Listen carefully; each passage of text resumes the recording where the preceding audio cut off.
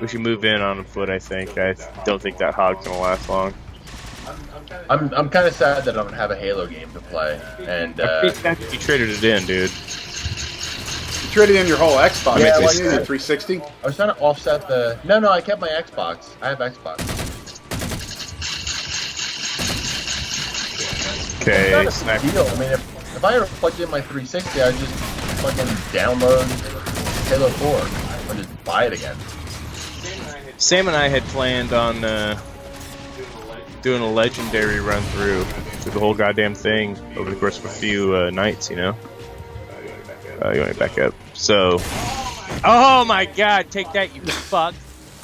So it'd be great if you had one. I just smashed into one of the posts. Yeah, we were looking for a third player, but we couldn't think anyone that had one, and then we remembered to trade yours in. Oh my god, stay back, Sam. Running. God damn it. Oh, I'll tell you, as soon as I heard, and this is a funny thing, so regarding the Halo 5 pushback to 2015 and the Halo 2 Anniversary Edition, as soon as I heard that, I got excited. I love the idea. And because, Chess, you and I have discussed this at length, but for anyone who would be listening, I think that Halo 4 would have tremendously benefited from another year in the incubator, because there was a lot of great ideas that felt half-baked. The game was good, but it felt like there were ideas that they should have expounded on. I don't think it lacked polish. I think it lacked the exploration of the ideas they introduced. And I think it was a very well-polished game with some half-baked ideas. Yeah, well, I totally agree with you on that front. It's a beautiful game. It controls wonderfully. There's very little glitches, which is a staple of a Halo franchise. And me is like, it's hard to exploit a Halo game. Like, they really take their time in it, and the things that you find, they put there on purpose. This one, I feel like they put a lot of things in on purpose, but didn't finish putting them in. Like, they put them in there just for you to kind of like, oh yeah, that's there, but it would be cool if it did what it did before. The Spartan stuff is a clear example of that. I thought that we were going to get a lot more content. I thought we were going to get a world to explore, and really what it was just like, it feels like a tacked on gateway for DLC. Yeah, because they never even did that Season 2 thing with it. No, they dropped that hot. They never did. And they were talking about it, and then they got like, oh, well, maybe. It was obviously a setup to have more season stuff, like another season. I don't know why they stopped. I'm assuming it's less about people not buying it, because I'm pretty sure that sold pretty well, and more about, well, fuck. I think it was a lot about, a lot of people downloaded it, a lot of people loved it, but more people were vocal about not liking it, that they wouldn't waste their time to build a new one. Right. Because I don't think it's worth the cash. It was free, so nobody actually had to buy it. And I think that probably a lot of people were like, why the fuck should I buy it?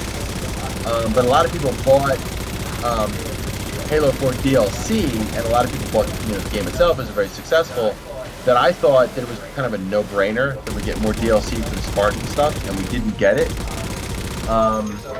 If Spartan Ops came out 1 month later than the game release, we'd still be playing Spartan Ops to this day. If every month an episodic 1 level or 2 levels or even 3 levels came out, we'd still be playing it to this day. You would play it. You would pay the, let's say it came out for $2.99 for a level. I'd pay that. I'd play that fucker. Yeah. Why not? And it would be fun, and we'd bitch about it, but we wouldn't be playing the same 4 levels over and over again, which is, in my opinion, what killed the Spartan Ops idea. Like, after a week, I was playing the same thing, waiting for the next week to play the same thing. And it was fun, but over and over and over. After a while, I got tired of it. Yeah, because hardcore Halo fans will play that shit, you know, over and over and over again for a day or 2 or a week even. But after a week, you're like, okay, I fucking did this. Up, man. I've killed enough hunters. I've done whatever this. Okay, hey guys, stand here because they're about to spawn right here. Gets old. Right, exactly. So it felt like, so in summary, I felt like Halo 4 was very much a good, healthy learning experience for 343, but it still felt like a beta. and I think the game was definitely worth my money. I got my money's worth out of it, but I think that they could do more. I just would like, I don't know. What are your Maybe expectations? maybe that's just that gamer entitlement coming out in me. But they presented some ideas I thought were great, but they weren't finished, and it was disappointing. And that's kind of how I feel about it. So yeah, push Halo 5 back another fucking year, polish up and add all the content you need, the shit and the ideas that you have, and give us. And by the way, I'm almost 100% positive, and this hasn't been leaked or anything. There's no way that 343 has also done the anniversary edition. I'm pretty sure that's been outsourced. Oh yeah, that's got to be the was it Crimson, whatever it is, Alliance or whatever the fuck they're called. I don't know. Yeah, I know that they work with another third-party company, but okay, that's fine. If all their job was to take the engine and then slap on some fucking better graphics and shit and optimize it, okay, cool. Very excited for Halo 2. Very, very excited. What are your expectations for a Halo 2 anniversary? And a subsequent question, how do you feel about potentially buying a game you've already bought before for shinier graphics and maybe a cutscene or two? I don't have a problem with it because here's my... Alright, so my specific opinion about it is, am I going to get my money's worth, right? So I'm going to play this game a lot, particularly if there's no real great games. Titanfall is going to be... We're going to have to see. Titanfall is going to make a big difference. Titanfall could suck. I doubt it, but it could. It really could suck. If it sucks, I'm still going to be looking for a good multiplayer experience on my Xbox One. And Halo 2 will definitely satisfy that. All they have to do is update graphics, because that'd be nice, and give me all of the DLC at perhaps a discounted price. But even if they charge me $60, I'm going to play it enough that I feel like I'm going to get my money's worth. And that's all I really want. Do you think they're gonna add the multiplayer that Halo 2 had, or do you think they're gonna, like with Halo Anniversary, it just tied into Reach's multiplayer? Like there was no multiplayer standalone, there was no Halo 1 levels, it was all tied directly into Halo Anniversary with a few like Halo 1 levels that they redid. I think that whatever engine they're going to use for multiplayer, they're just going to hang the Halo 2 stuff on top of, you know, so we have the maps. And, you know, actually that's a good question. I don't know, because if they're going to completely redo the multiplayer to match it towards something like Halo 5, that's actually like a rebuild of the game. That's not just taking Halo 2 and reskinning it. The reason I asked it is because they said they had problems matching the, you know, the controller and the architecture and the way the graphics and everything was presented on an Xbox 360 with Anniversary 1. Meaning that like everything wouldn't line up one for one like they wanted. They had to drop shit or redo shit, or they had to readjust height boundaries or jump boundaries, or you know, you press a button. I mean, if they do it so that it makes it a more enjoyable experience on the Xbox One, then by all means, I support it. I don't want them to preserve things that make the game shitty just for the sake of making it as close to the original Halo 2 experience. That I'm less concerned about making sure that you make... I don't care that they're being faithful to some sort of mechanic from Halo 2, as opposed to, you know, bringing it and updating it and making sure that when I play this game now and I spent the 60 or 50 or even $40 for it, if they're going to do like a low-cost version. Right. I think aside from it has to cost... You know, I have to get my money's worth, like you said. It has to be worth... I do a little algorithm where if minimum wage costs this much, I get this many hours out of it. Is it worth that much money? Well, then yes. Yeah, exactly. Worth it. Well, then the other thing is, if they were to remake it and fuck with the levels, does it preserve the nostalgia that I have? If the nostalgia comes back, then I don't give a fuck what they do in the game. As long as the nostalgia feels right. Right. I think it's intelligent. If they're making changes that are to the benefit of gameplay, then by all means. But if they're making changes for some reason that's incongruous with the Halo experience, you know, that's the balance that they're going to have to strike. They have to find that balance. But I trust the people that are putting it together understand that. And all I really want, look, I just want all the DLC. I want some fucking Beaver Creek. Give me some fucking Beaver Creek is what I want. And I'm excited. Yeah, it is. So Why has that map never been that one? And God, what's the other one that everyone always asks for that's never repurposed? there's a few. There's I mean, there's fan favorites, but there's one that everyone's like, "You sons of bitches." I forget the name of it now. It was in Halo 1, but it was basically the two walls, and you had to face each other. Yeah. It was more vertical. I can't remember the name of it. My friend Bondmonger fucking knows it off the top of his heart. Anytime he asks me, Boarding he tells me action? because what's that? Is it boarding action? I think No. it is. Is it? It's basically two ships facing each other. So when Right. you run, you're basically looking across a big gap of space, and like you're looking across another wall where guys can go up and down. It's very vertical. It's a very vertical map. I think that's boarding action. I thought it was boarding action. God damn But it, anyway, Sam. look, I don't mind spending another, you know, get cost of a game or thereabouts to Right. get a great experience. I'm cool And no with one's that. forced to buy the goddamn thing either. Yeah, so to answer your question, I don't have a problem with it. I'm willing to spend the cost of full retail to play some Halo with some awesome graphics. And it's not necessarily even about nostalgia. It's about, I know the game is good, I know there's good maps, I know the game is fun, and I'll play it again. Would you buy Halo 2 Anniversary Edition for the Xbox One if you knew for a fact that nobody on your friends list was going to buy it? Yes.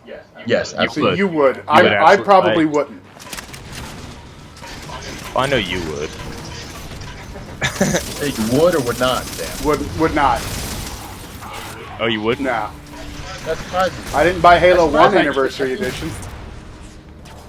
I think that the quality of the game itself stands alone. I don't need my friends to play with me. I would love if they did, but I already know that I can go in and get pickup games in a game that is so good that I won't need my friends to Have a good experience.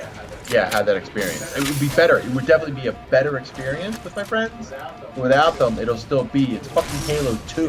You know what I mean? Like, there are very few games I can say it's like, it's fucking Halo 2. Do you guys know? I read a post you wrote the other day, Bill, where I don't know where the fuck I read it, but you were talking about Halo. And if I remember correctly, you were saying Halo 2 was great, you loved it. Halo Reach gave you like a warm, fuzzy feeling, but Halo 4 was the jam for you. If I remember you, God, where the fuck did you write That was that? G+. That was Google+. Was it on And Google I put Halo 4 and Halo 2 on par with each other. Yeah, in terms of multiplayer. Because the Oh, yeah. Spartan stuff we were talking about earlier with Halo 4 was weak. The multiplayer, I feel, with Halo 4 was outstanding. I do too. I think both you and I agreed that we liked the multiplayer aside from all the lag and bullshit. But if you throw away all the glitches and the servers and all that crap, and you just the core gameplay of the multiplayer was solid from the launch. A lot of people bitch, but I think you and I were the only couple of people that were like, feels good. I mean, the Warthog felt floaty and bouncy, but the Warthog always changes. And I Yeah. think they changed the overall gameplay to be more fast-paced, which people bitch about. Halo players bitch about, I should say, but people, normal game players, liked the fast-pacedness. But if There you're was strictly a Halo first-person shooter player, that's all you play is your first-person shooter, I think maybe it felt, you know, a little disjointed maybe, or like, this doesn't fit into my Halo. Yeah, and I will say that, and I actually had written this in my original version of the post, but I eventually deleted it before I posted it in the first place. Like If every good writer. If Halo Reach took out all of the armor abilities, Halo 4 had them too, of course, and Halo 3 did. If Halo Reach took out all the armor abilities, armor lock and jetpack and all that shit, if you just took all that shit out of Halo Reach, it would easily be, in my opinion, bar none, the best Halo. Bar none. I read an interesting thing. Was it your thing that talked about why those were incorporated into Halo 3 to begin with? Or did I read... I think I read why those were... Yeah, that's what it was. It was on I think maybe it was the guys that make Road vs. Blues podcast. I guess they would probably know because they have a little inside intel. But they were saying something about Halo 3's armor abilities were never in the game. They were part of another company that Microsoft bought to help finish Halo 3. Brought him in as like a secondary unit, brought him in and absorbed him into 343, and they had this game that was pre-built with like these armor abilities, and they added them into Halo 3, and that's kind of the lineage of where we're at now. You're gonna have to check it because I'm sure I'm mutilating the full story, but it was like this thing that just like a group of new talent brought this into the Halo lore, and now we all live with it, for better or worse. Yeah, it's definitely nothing I ever posted. That's very interesting to me. I hate armor abilities. Some of them are cool, like, you know, early on I liked armor lock, but then it got really fucking obnoxious when you're really trying to kill the motherfucker and you're completely invincible. I feel like Halo 4 is a little bit better, you know, in terms of the options that are available. I absolutely 100% hate jetpacks. They're fucking stupid and dumb, and I hate them. But and invisibility, you hate that. If they took that shit out from Halo, yeah, I hate them.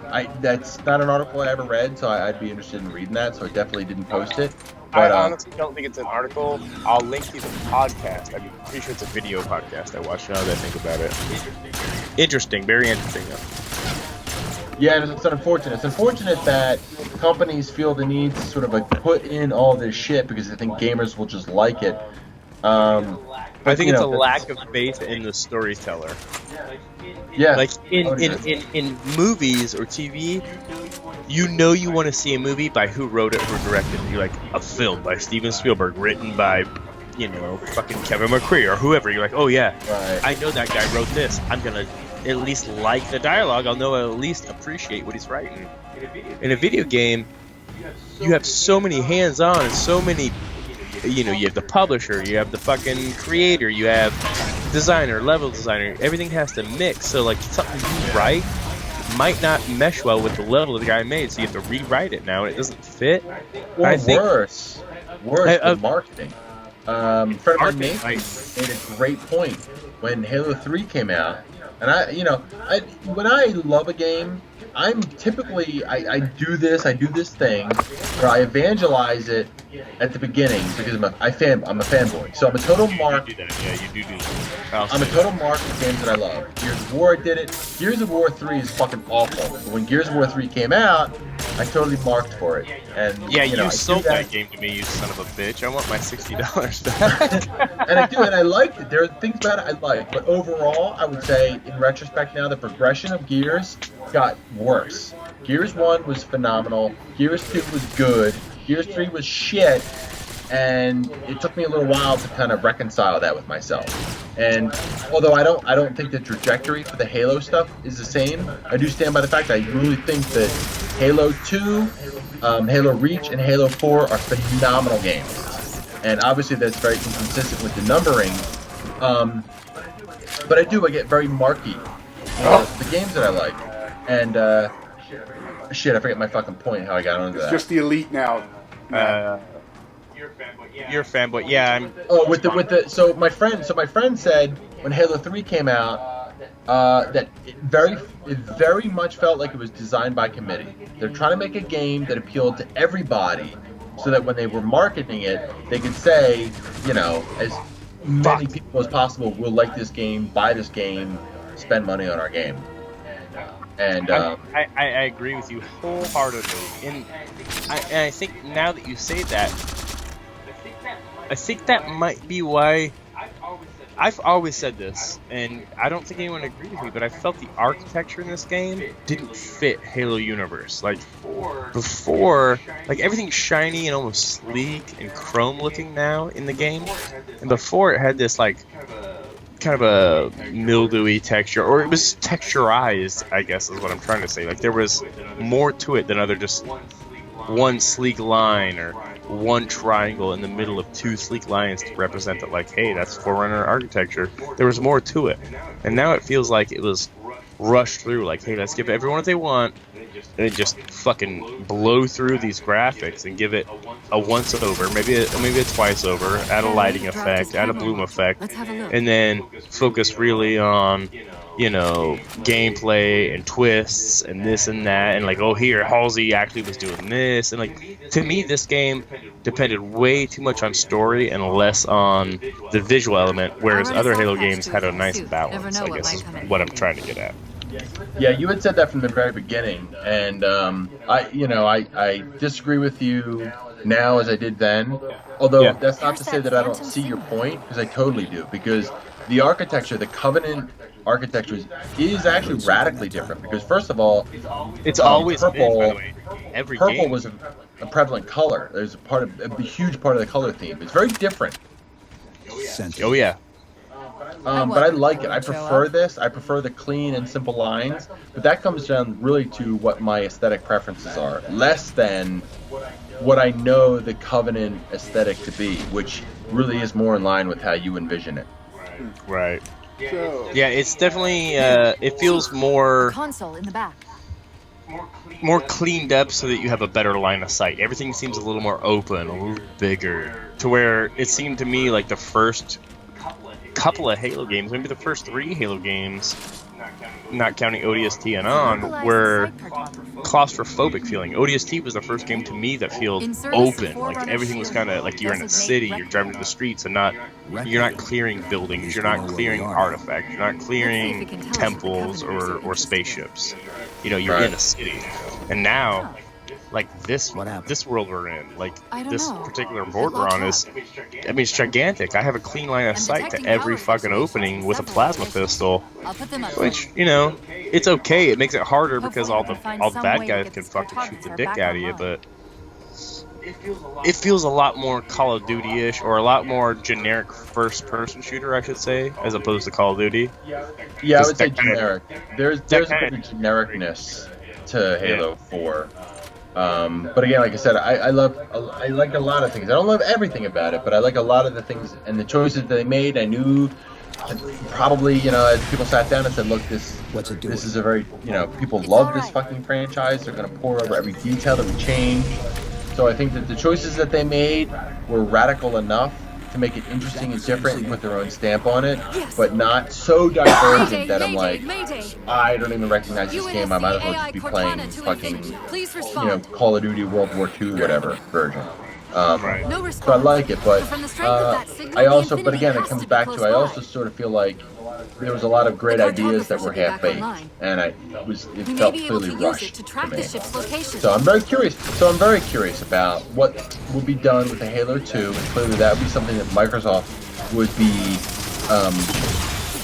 presiding over, not necessarily 343. I think 343 did the Halo 1 as maybe kind of to cut their teeth, and then they went on to Halo 4, and I have a hard time imagining 343 would actually be doing a Halo 2 port. So, but I would be excited for one. Absolutely, I still am. And it could suck. It could. I mean, you know, and it'll take me like 6 months to a year to admit that because I'm a fanboy. But